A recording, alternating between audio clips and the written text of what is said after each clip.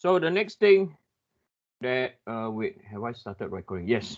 Okay, so the next thing we're going to do, right, is we are going to look at B to C. Now, so the next few steps is I want you to observe how the free body diagram has been constructed, especially how I relate the forces.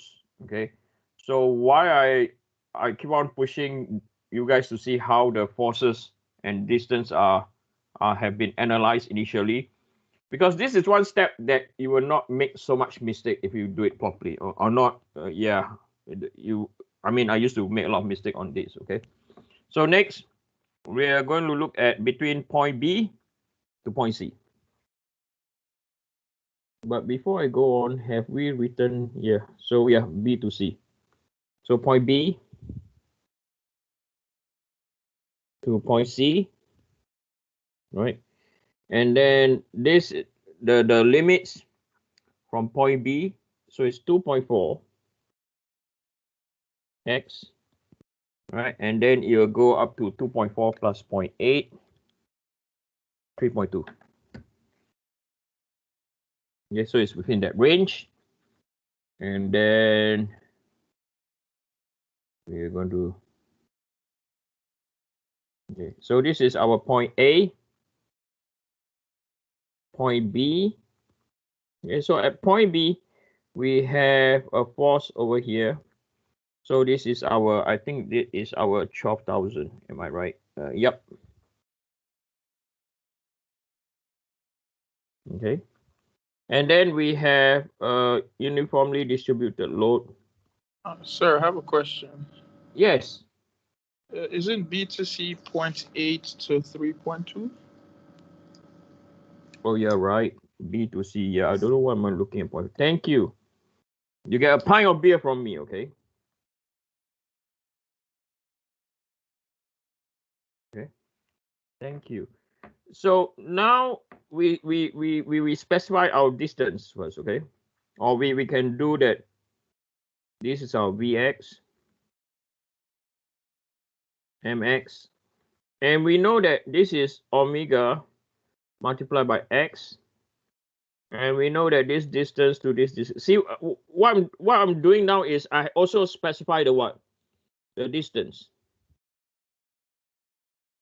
Okay, so this is x over 2, right? And the distance from here to here is 0.8, and then we know the distance from here to here, right? This distance, right, is equal, not that distance, sorry. Yeah, this is my x, right?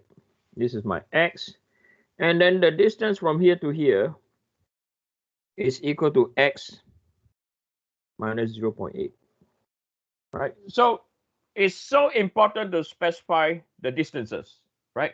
Once this is done, it is so easy. Okay, it's so easy. If you don't specify the distance, your shear force will be easy, but your bending moment will be difficult. Okay, so again, the term did not change. We are still going for static analysis.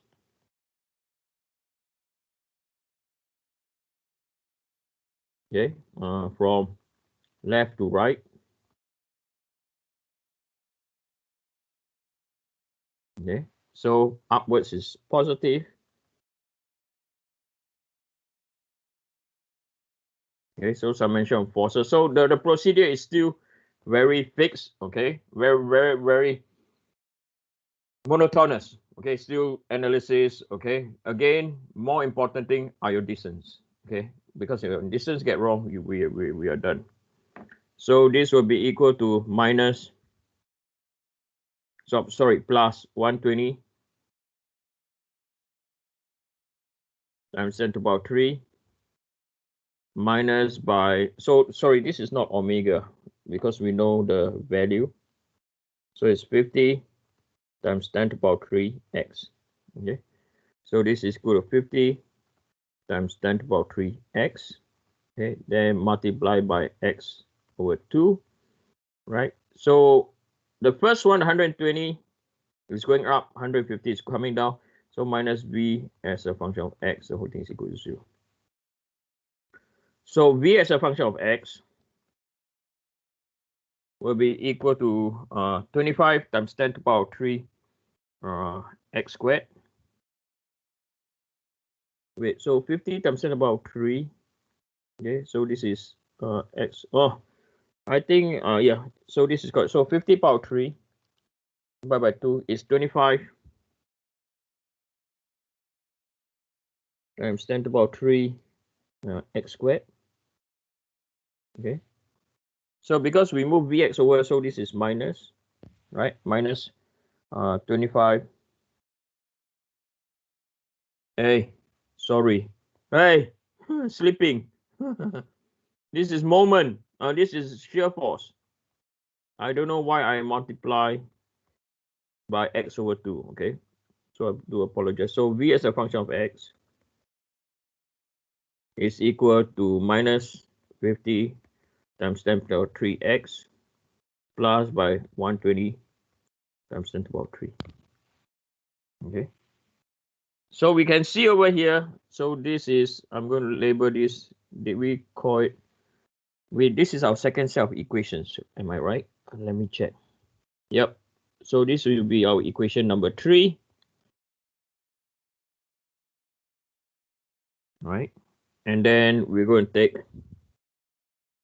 submention moment about z relative to point x is equal to 0. So now I know I sound like a broken tape recorder, but this is the location where we're going to take our bending moment from. Okay. Now this is where the distance is really, really important. So the 120 is going to do a clockwise multiplied by x minus 0.8. We can write it so quickly because we already know the distance. Yes.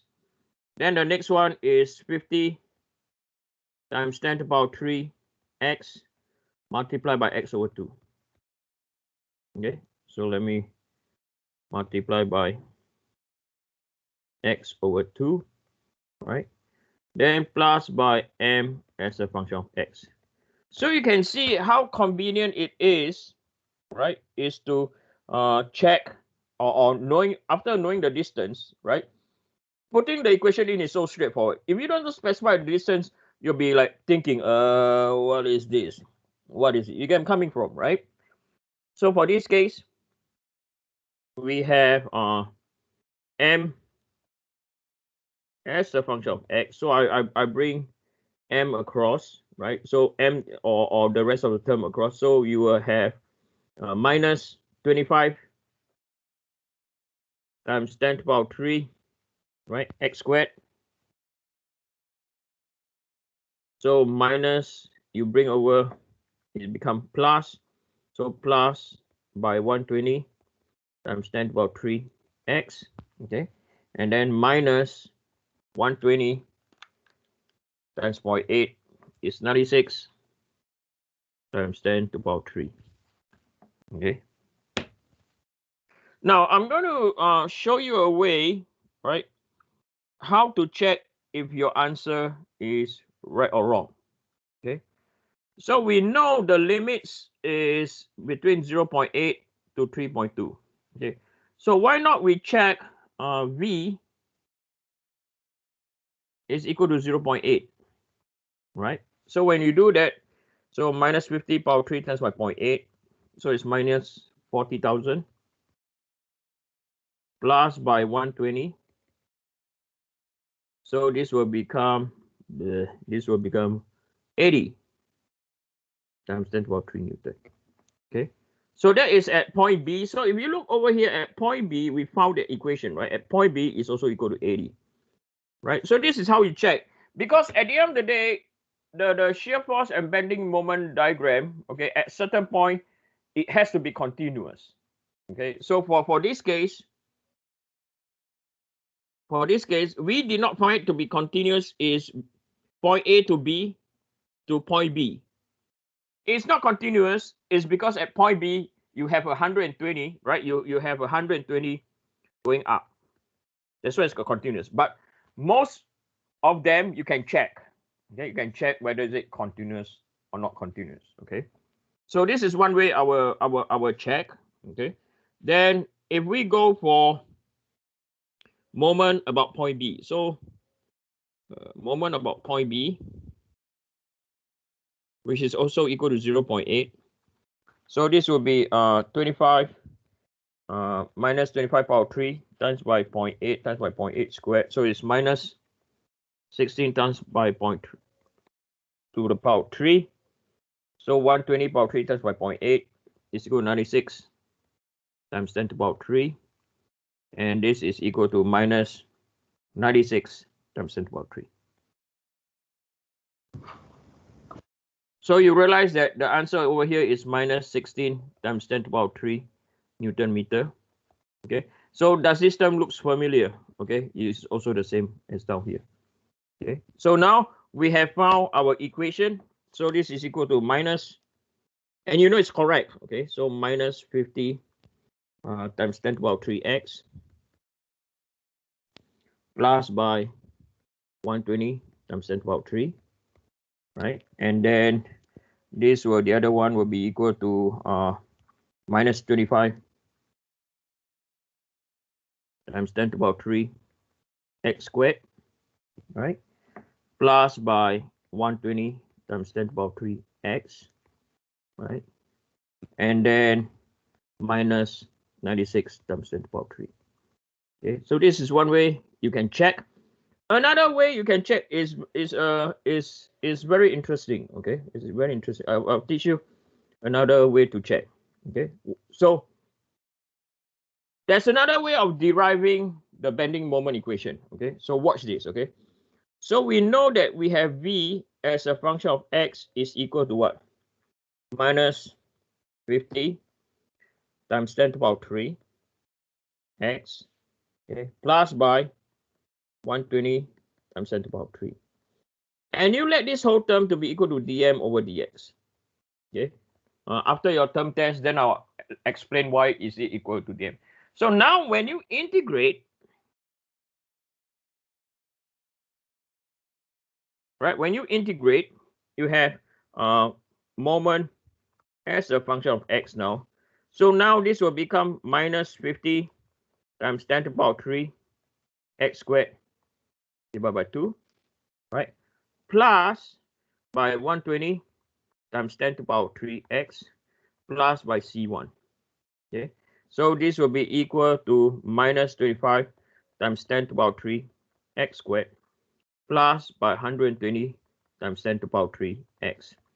So you realize, right, these two terms are exactly the same. Okay, the minus the c1 you have to put in boundary condition, which I have not taught you yet, which we'll learn. So you have seen this relationship before. You have seen this relationship before, right? You've seen this relationship. Right, hold on. You have seen this relationship and this relationship over here. Okay, so this one you have to plus a c1. As I said, I've not taught you guys how to set boundary condition yet, but this is one way you can check in the coming term test. Okay, so if you go over here on our first page, what do you say? Right, you have v over x, right? This is dm over dx. You integrate, okay, dm over dx, m as a function of x, you will have the equation. Okay, so you can check the first two coefficient, the third coefficient, as I said, I've not taught you guys how to set boundary condition yet. Okay, so yeah. Sir, you keep recording of who you own 2 pints. Not yet, okay? At the end of the class, you tell me who I own 2 pints. Okay. Right. So that is our point B to point C. So now the third one is we are going to look at point C. Okay, we are going to look at point C. So at point C, x, okay, at C,